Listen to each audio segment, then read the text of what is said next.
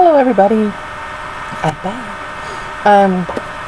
Today is the first day of the book sale at the library, and when I was on my way home from going to the doctor's office, they had to schedule it on book sale day. That's not cool. Anyway, on my way home, I stopped and I picked up some books. The neat thing about the way our library does it is you can take however many books you want, and it's a donation. So the books aren't priced or anything, you just, however much you think it's worth.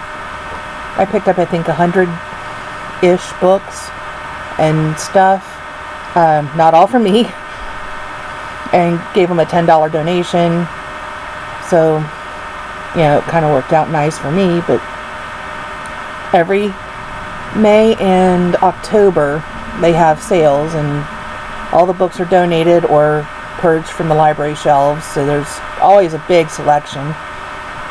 I got there late, so some of the ones I probably wanted were gone. There's always these two ladies that pick up all the ones that I want. And we joke about it because I usually have a stack of them that they want, and they grab the ones that I want. But that's just how it works. So this stack I'm going to show you is just the cookbooks. I collect cookbooks. I love cookbooks.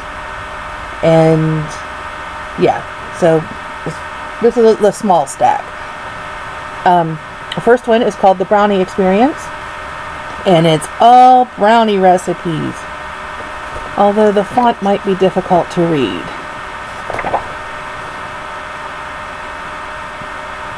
But I think this one will be fun because, yeah, who doesn't love a brownie? Crunchy peanut butter and jelly brownies, chewy butterscotch brownies. Yeah. So, yeah, I think this will be a fun one to use. And I got the Fresh Pasta Cookbook, which obviously is about pasta. And I would like to learn how to make pasta. I think that would be fun. Like tomato sauce and pesto and things to go with your pasta. So yeah, this looks like it'll be a pretty good one. The Thomas Jefferson's Cookbook. This one's practically new. It must not have gotten much use through the library. But it's all recipes that, you know, Jefferson's cook would have made. Here's a whole section on Monticello and the recipes from there. I imagine it's probably going to talk about like what he grew in his garden, because he was a gardener as well, plantation owner, whatever. I got a couple different Greek ones. There's one called From a Traditional Greek Kitchen, and one called Meze, Small Bites, Big Flavors from the Greek Table. I hope I said that right. I don't speak Greek. But they both have some really classic recipes. Of course, I said that, and I can't find one. That sounds like one I've heard of before. But I know there's a lot of eggplant recipes. There's moussaka. Anybody wants a quick recipe? A lot of eggplant recipes. I guess they grow well in the Mediterranean. I don't know. This one actually has pictures of some of the things. Looks good, whatever that is. Except that I don't eat olives, so half the plate I wouldn't eat, but the ham or whatever looks good. Prosciutto, maybe. Some mushrooms.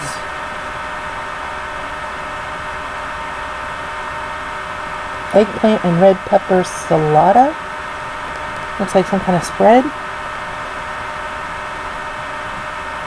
Vinegar, parsley, bell peppers, onions, yogurt.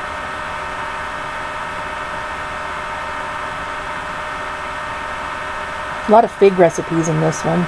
I like figs. Figs are yummy. Lemon laced zucchini with greens. Looks like the zucchini flowers. I knew you could eat them, but I've never tried them. Anyway, nice selection of Greek recipes. Maybe I'll try some. I made baklava once. That was an experience. Well, I helped my mom make baklava. And between the two of us, we finally got it made, but it was an experience. Of course, I was pretty young then. This one's called An Apple a Day, the Complete Cookbook. If you ever needed an apple recipe, it's in here. It's got, look at the rest. The pies made with apples, cakes baked with apples, start your day with apples, take an apple to lunch, apples come to dinner, mouth-watering apple desserts, apples for the thirsty, look what you can do with apples, apples around the world, then there's applesauce, and that's not all. So, yeah. Oh, is that a page missing? Please tell me it's just a piece of paper somebody stuck in there to save a spot. Oh, good. It's like a corner of a... Ooh, applesauce with rum from Brazil. Okay, I'll leave that mark in there. I like rum.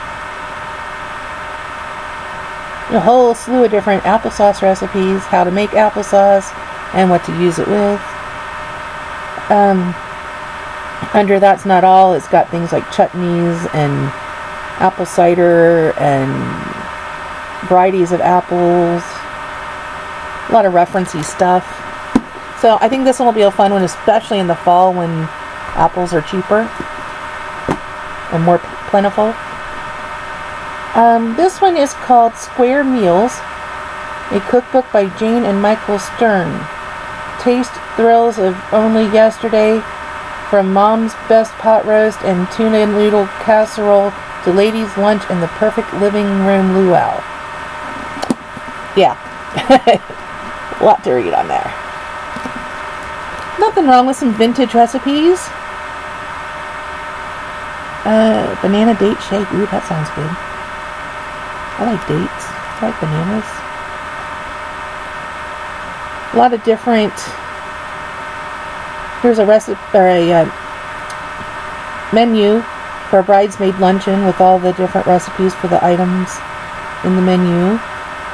So that's kind of nice that it's set up by menus.